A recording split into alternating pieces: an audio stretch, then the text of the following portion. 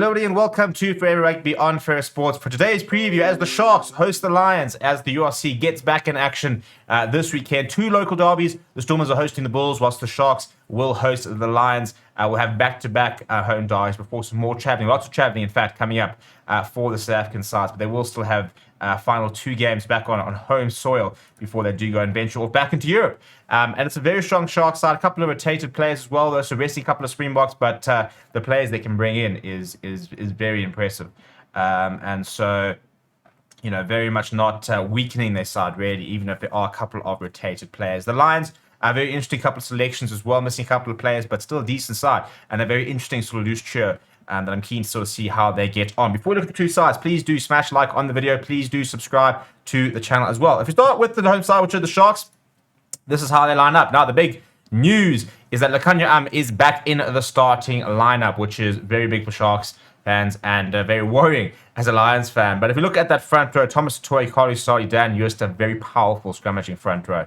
Thomas Toy being chucked into loose head there, no Oxen at the moment. So he will be back into the loose head. Useful having somebody who can be a bit of a swing prop. And then Carly Sardi, who's sort of starting to show just how good he is at the scrum. It took a while for him to really get an opportunity at the Sharks, but has really taken the opportunities he has had with both hands. And he's been decimating anyone in their wake, really. Vincent Tuka has switched from the flank and will start in the second row next to Harry Andrews, up against his former side for the first time. Very keen to see how it goes there. It is a Tuka versus Tuka battle actually coming up this weekend. If you look at the loose jersey, Moza starts in number 6 jersey, which is quite interesting. Jean-Andre Labaskakni on the flank, Pepsi Buthelezi at 8th man as expected, but captaining the side despite there being both Thomas Toy and LUKHANYO is also quite interesting. A very big backing to the youngsters' leadership capabilities, and sort of shows you how much they really do rate Pepsi Buthelezi. Grant Williams, partners Curran Bosch, he's been a whole different player since coming back from injury. He really has. Starting to look much more like the Curran Bosch that we kind of waited and wanted to see for many years now, and just were worried that maybe we weren't ever going to start to see it again. But he's now back and playing with so much more confidence. Maxima Pimpy, Werner Koch, Butter Chamberlain in the back three, Rowan Jans van Rensburg, LUKHANYO as a center combination. It's a very scary center combination, I must admit, from a Lions perspective. I think that is going to be their center combination moving forward, and I think it'll pack a lot of punch.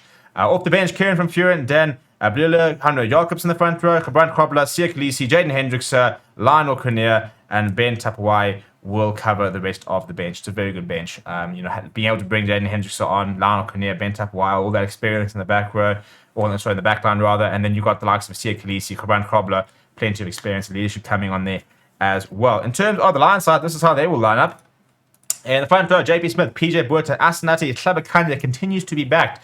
The young Titan getting quite a few string of games here to try and sort of show exactly what he's all about. He's going to have a big task up ahead of him this weekend as he takes on Thomas Dutoy. JP Smith up against Carly Sardi will have a big point to prove there in terms of somebody who leaves the union. Sort of sit there saying, listen, you know, we actually don't miss you. We can actually still cope without you. Willem Albers, Rand North Narkel in the second row. Rand North Narkel taking over the captaincy with Jaco Creel dropping down to the bench. Emmanuel Stuka in the number 6 jersey. Darren Landsberg in the number 7. Very interesting. Ruan Fenter has been named as 8th man. And so about another position for him. He's played at lock, he's played at on the flank, and now at 8th man. Very interesting to see how he goes.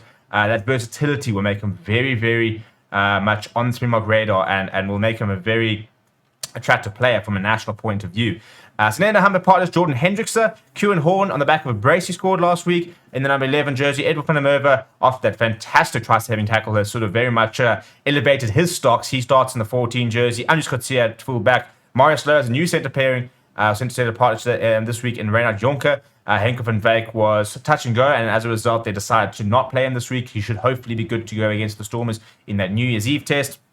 Off the bench, Jacob Asaki, Steve Tully, Ruan Smith the front row, Pity Hudson from Fury, Jaco Creel back to a 5-3 orthodox split. Andre Warner, Johnny Lombard back on the bench, and Steon Pino rounding out that 23. It's a decent Lions side. It's a very good Sharks side there, and you do think that conditions should, in theory, play into the Sharks' hands. But again, this Lions side, they start playing with confidence, they start getting themselves on the front foot.